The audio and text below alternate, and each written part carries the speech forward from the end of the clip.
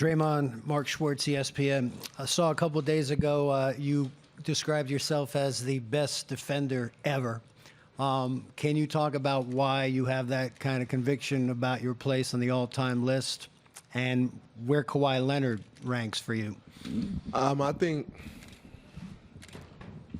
as a competitor, if you're trying to do something meaningful, if you don't have the mindset that you're the best ever, you failed already.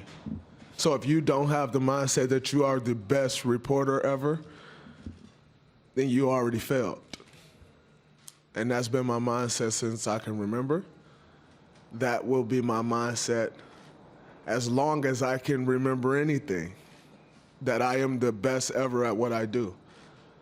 And every day that I step on the basketball floor, I will strive to be that. But my mindset will always be as such, as I am the best to do what I do.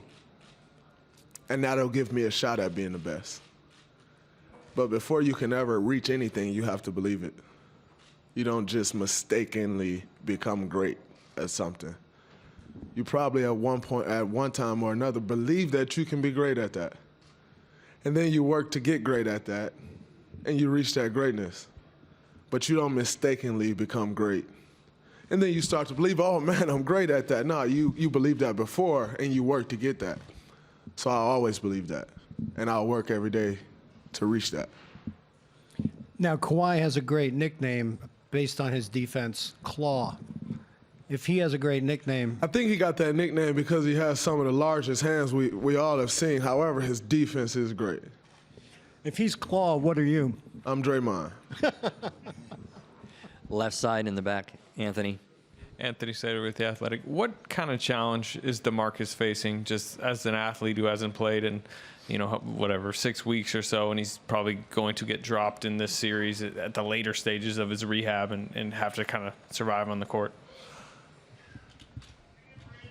A huge challenge. When you talk about DeMarcus, he's someone who's been great in this league for years now. He's probably played basketball, 16 of the last 19 months. So that right there alone is a challenge in itself. Then you start to talk playoff experience, where you and I both know the intensity level is completely different than a regular season game, and he doesn't have much playoff experience. And then you get dropped in the NBA Finals. It's kind of like some kid who grew up in the suburbs going to private school, and then one day you just got dropped in the hood and was told to survive. You gotta figure that out. It's very similar to that. Now, in saying that, if you're that kid that dropped in the hood, what do you revert to? You just revert to what you know. You do whatever it is that you know, you just try to do that to survive. Well, one thing we do know is DeMarcus is a great basketball player. So at that point, then you just go out there and you do what you're great at. And everything else will fall in line. But I think it's also on us. That kid has a much better chance of surviving if he get with the right group of friends in that neighborhood. It's on us as his teammates to help pull him through, to get whatever we can out of him to help make us a better team and do whatever we can to put him in the best position to be successful. Draymond, we'll go to the right side. Dan. Draymond, Dan Weinke with the Los Angeles Times. I'm curious, when you watch Toronto, do you see any of your traits in Kyle Lowry in the way that you guys kind of sell out to win individual possessions? And what's sort of your impression of Kyle Lowry? I mean, Kyle, I got mad respect for Kyle. A friend, first off. We won a gold medal together. And Kyle is a guy who got it out the mud. He wasn't always an all-star. He wasn't always a starter, but he got it out the mud, and he's where he's at today. He's faced a lot of doubt. He's been criticized a ton this year and previous years before, but yet he's still standing and he's here in this moment, and it's well deserved. Left side in the back to Joseph. Joseph Gacharo, the scorer. Draymond, sticking actually with the you and Lowry comparison. A lot of guys in the scrums out there have referred to both you and Kyle as the emotional leaders of each respective team. And I was just wondering if you can kind of put into words what you think that title means to you, or how you describe that title. I mean, that title means a lot to me, but with that title comes great responsibility, because when you are an emotional leader, your team feeds off that.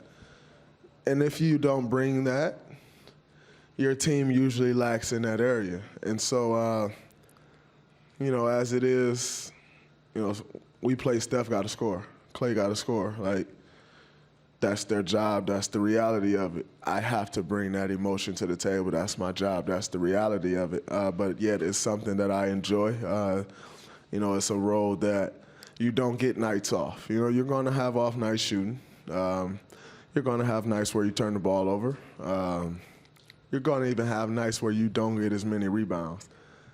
You don't get off nights as an emotional leader, and if you do, the ramifications, they're not good. So just got to make sure you're always on and trying to bring that every single night. Right side, first row, Phil. Hey, Draymond. Phil Barber, Santa Rosa Press Democrat. You guys have had to prepare for a lot of great individual players in the playoffs over the last few years.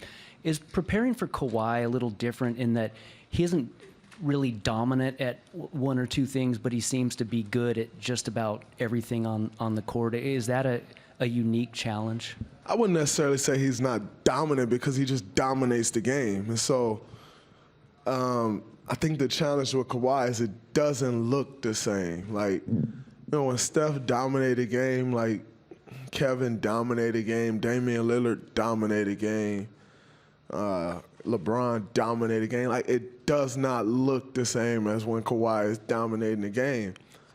And so it can fool you to just say well, we can just guard him this way, or like we can do this, or, we don't have to put too much focus into him. We still got to, because it doesn't look the same. It's not as pretty. But boy, is it effective. And so, where a lot of those guys that I just named are like natural God-given scorers, Kawhi isn't that. Kawhi didn't come into this league as a scorer.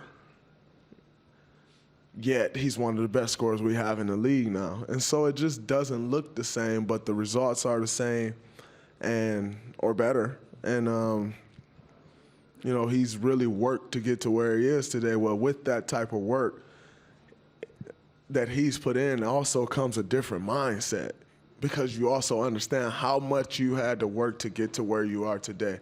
And that comes with a different mindset, a different appreciation. And when you have that different appreciation, it shows in your play, and it showed in his play, and it shows in their team being in the NBA Finals. Two more questions. Monty in the back, right side. Draymond, your team's defense in the playoffs this year has been so-so in the first half and really good in the second half. It's almost like a pattern. And I'm wondering if you noticed that. And second of all, do you think that tendency will be good enough in this series? Well, I always think anything we do will be good enough. That's the confidence I have in our group. And saying that, I don't think we necessarily purposely say, our defense will be okay in the first half, but in the second half, we're going to turn it on. I do think we have the ability to say, okay, we weren't that good and we need to focus more here. Let's lock in this half on this defense side of basketball. I do think we have that ability. But you don't go into a series and you don't go into a game with that mindset. You're going into the series. You want to put 48 minutes of great basketball out there on both ends of the floor. And that'll always be our mindset. It's kind of played out the way it's played, but, that's never the goal. Right next to Monty, Dieter in the back. Hey, Dieter Kurtenbach, Bay Area News Group. Steve said earlier that this is the best Draymond, what we're seeing right now, so I kind of have to ask, are you peaking right now? I don't know what that word means, peaking. I hope not. I hope I continue to play better and show signs of peaking. but I hope it's not really me peaking. Hope I'm still getting better. So, yeah, I don't believe in peaking. Thank That's you. funny.